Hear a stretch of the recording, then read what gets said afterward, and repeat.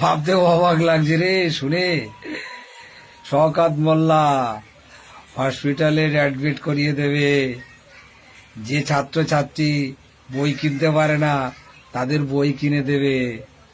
আহা হা হা হা, ভোট এসেছে, ঠেলায় পড়েছে, এমন গুঁতো দেওয়া দিচ্ছে ভাইজান যে ভাইজানের গুঁতো চোটে ওষুধ দেবে, বই দেবে, সাবাস।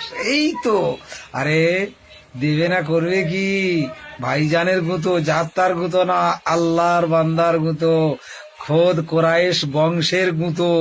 এ গুঁতো সামলাতে যেসব মানুষ পারবে না, এ পারলে একমাত্র ওই রকম আল্লাহর বান্দা হলে তারপর যদি এই গুঁতো সামলাতে পারে। ও শওকত মোল্লা মশারি দেবে মানুষের শোয়ার জন্য, খাট একটা দেবে না?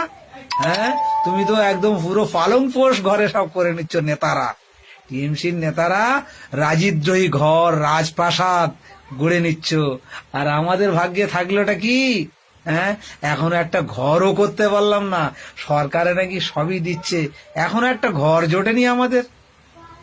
10-12টা ভোটার বাড়িতে, কোনো ছেলে, 3-4টে ছেলে, কারোর একটা ঘর নেই, আমার নিজেরও নেই। আবার বলছে আমরা কারোর ঘর বাদ দিই। চুতিয়া চুতিয়া ঘর দিইনি, চুতিয়ারা এখনো পর্যন্ত একটা ঘরের চিহ্ন খুঁজে পাইনি। আইলা ইয়েতে ঘর ভেঙে চলে গেল সব, কোনো একটা ঘর পেলাম না। সবে মশারি দেওয়া ধরেছো, এখন বাকি আছে তোমাদের, এখন বাকি আছে। তোমরা মশারি লোককে দিচ্ছ কেন? তোমাদের যেন মশারি কেউ দেয় না, তার জন্য আল্লাহর বান্দা রেডি হয়েছে।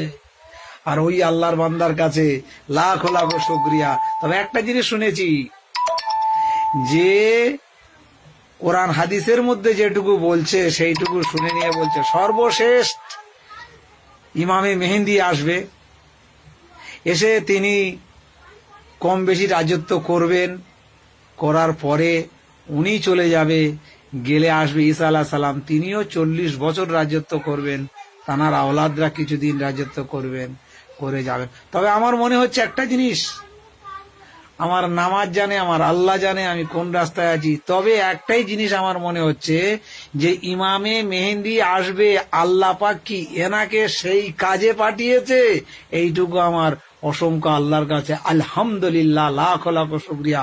শওকত মোল্লা, তোমার মতো ভালো মানুষ, সাবধানে থাকো, ভাইজানের পিছনে লেগো না। অনুরোধ থাকলো মুসলমান হিসেবে, মুসলমানকে বলে দিচ্ছি, ভাইজানের পিছনে লেগো না।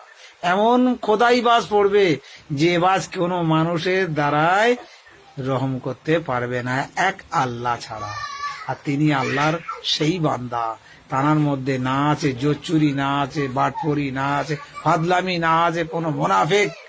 তাহলে তানাদের সঙ্গে আমরা লাগবো কেন? ক্ষুদ্র মানুষ, সাবধান হয়ে যাও, বাঁচার জন্য রাস্তা দেখো, তাতে কিছুদিন যদি বেঁচে থাকা যায়। আসসালামু আলাইকুম, সবাই ভালো থেকো, আলহামদুলিল্লাহ।